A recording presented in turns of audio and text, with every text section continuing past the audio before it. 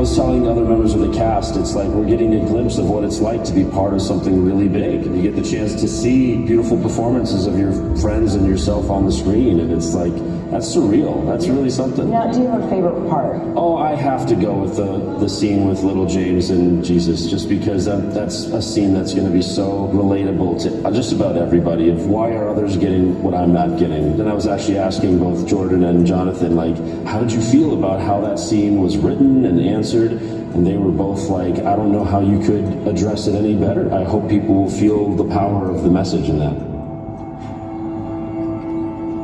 You, by whose authority do you teach?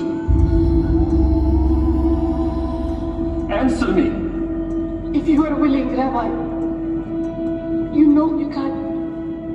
I'm talking to you. By whom do you teach?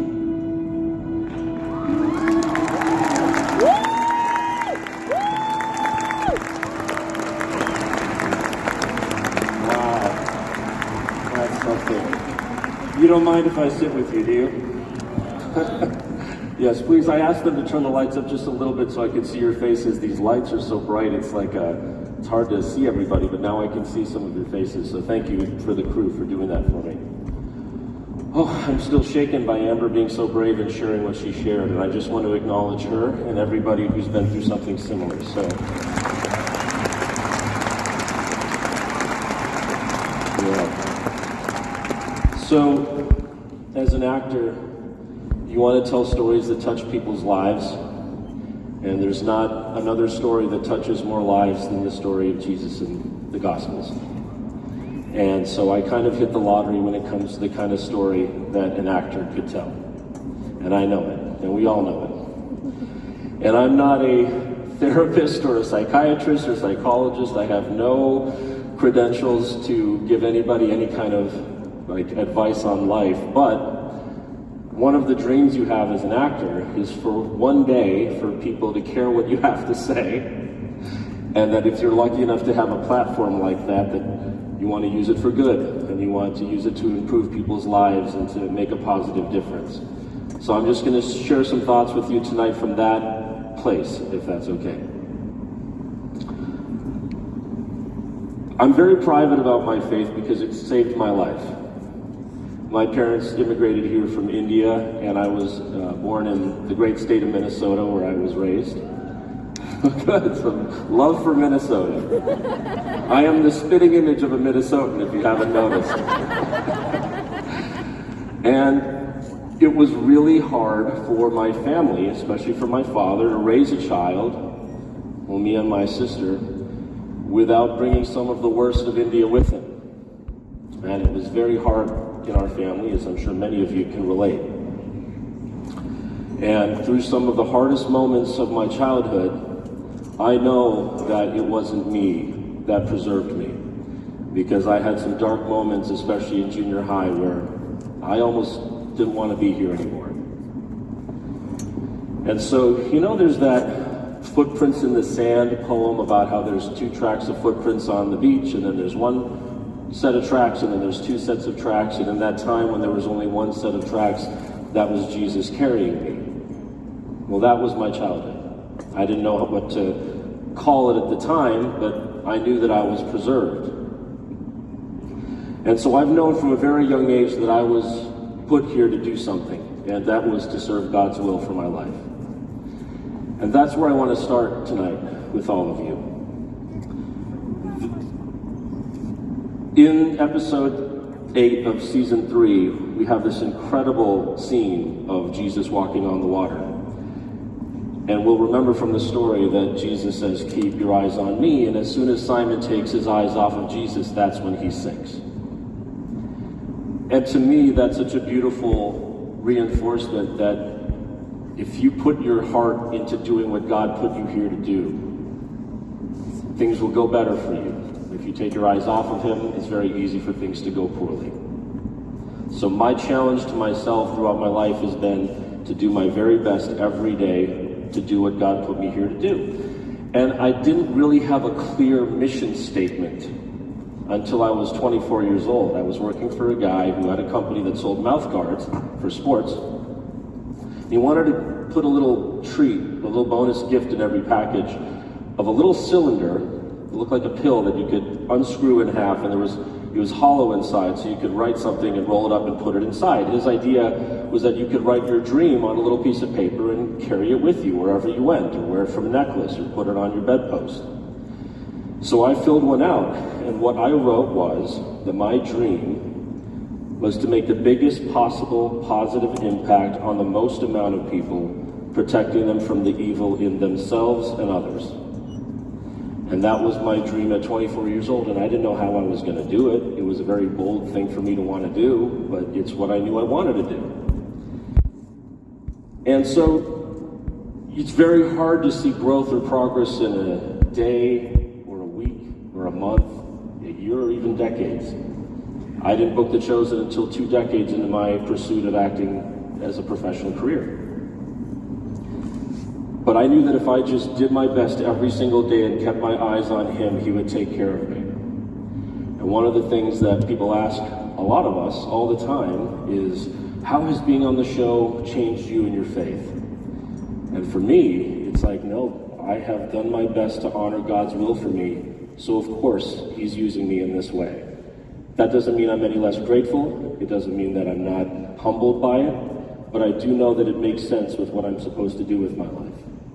And I've worked very hard to earn it, and it didn't come immediately. So, branching off of that, we did our first talk like this. This is actually the first time we've ever done anything like this. You are the first to experience this with us. So thank you for that. Thank you so much for that. The first talk we did was in Arizona for about 1,000 people, and it was during that talk where I shared the fact that I had contemplated self-harm when I was growing up, and if I had followed through on it, I wouldn't be here today to do what God put me here to do. And statistically, if we look around this room and all these beautiful people that you see here, 1 in 11 has had thoughts of self-harm. And so I wanted to talk about, if any of you have been through that, or you know anybody who's going through that, I want you to know why I love you and why you have to take care of yourself. Life is a team sport. It's not a solo sport. There's a show on History Channel, now it's on Netflix, called Alone. I don't know if you've seen that, where they drop a dozen people off, separated from each other by many miles in the remote wilderness, with nothing but the clothes on their back and some basic tools, like axe and something to start fire and some rope and whatever. And the game is to stay out there and survive as long as you can, completely alone, and the last one out there wins. The longest anyone stayed out there on their own was 100 days. 100 days. And it blows my mind about how with the modern technology and knowledge and clothes and all these tools, we need each other so much, we can't make it alone for more than 100 days. There's an anthropologist, her name is Margaret Mead, and some of you know her from her quote that, I think it's never doubt that a small group of thoughtful, committed citizens can change the world. Indeed, it's the only thing that ever has. But there's another story where she was asked by a student what she considered to be the first sign of civilization in a culture. And the student expected her to talk about fish hooks or clay pots or grinding stones. But no, she said that the first sign of civilization in an ancient culture was a femur, a thigh bone, that had healed. It had been broken, and then it was healed. She explained that in the animal kingdom, if you break your leg, you're done. You die. You can't run from danger, you can't get to the river for a drink or hunt for food. You are meat for prowling beasts. No animal survives a broken leg long enough for the bone to heal. A broken femur that has been healed is evidence that someone has taken the time to stay with the one who fell, has bound up the wound, has carried the person to safety, and stayed with them and tended them through recovery. So she said, helping someone else through difficulty is where civilization starts. Right? And it made me think of this vision that came to me a few years ago, because I'm very involved in education, especially within the acting community, that life can sometimes feel like we're all alone and cold in the dark in the forest trying to struggle and find our way. The elements are against us. It can feel lonely. In fact, isn't it amazing you can be surrounded by so many people and still feel lonely sometimes? And so I had the image that if there was like a fire and a light in the distance, of course, that's where you would head. You would go towards the warmth and towards the light. And once you get around this fire, you could warm yourself, and then you could say, okay, I'm going to go get food. I'm going to go build a shelter. And then as more people arrive at this source of heat, you can say, oh, you get the food, I'll build the shelter, you go hunting, whatever. You take care of the kids. And over time, a whole city can evolve around one fire. And I ask you to be that fire for those in your life, to be that fire in your community. I aspire to be that myself, to create warmth in a space for other people to grow and to feel safe. There's another psychologist or philosopher, Friedrich Nietzsche, I probably said it wrong, don't be mad. He said something, he who has a why to live for can bear almost any how. So, taking care of each other, seeing us through the difficult times, keeping each other alive, seems like a really good why.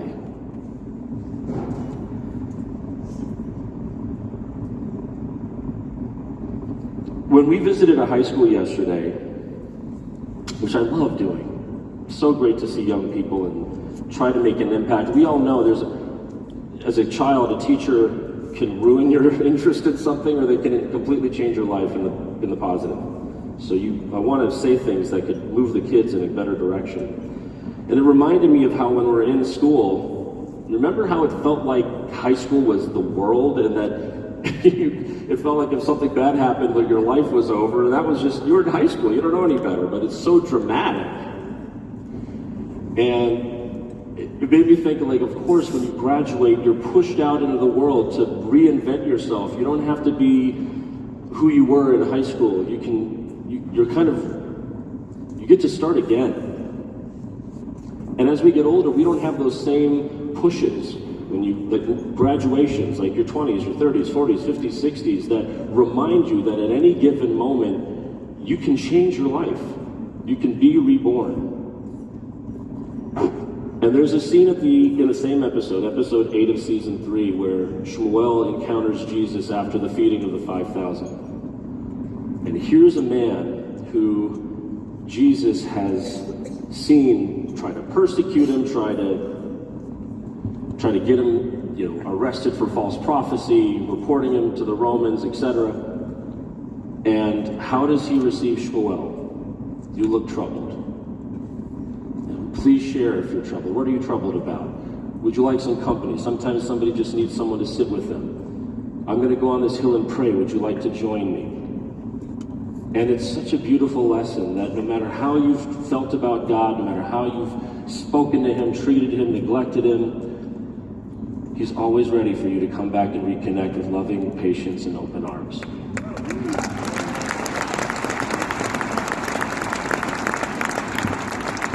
Now about Shmuel. People love, the laughter's already tipping it off. Because I know how people come to me and say, oh, your character's so annoying, or oh, you're a villain, or oh, like I love to hate your character. Amber said something at dinner last night. She said, sometimes when you watch a piece of art and you have a reaction like that, it might be because you see a bit of yourself in there.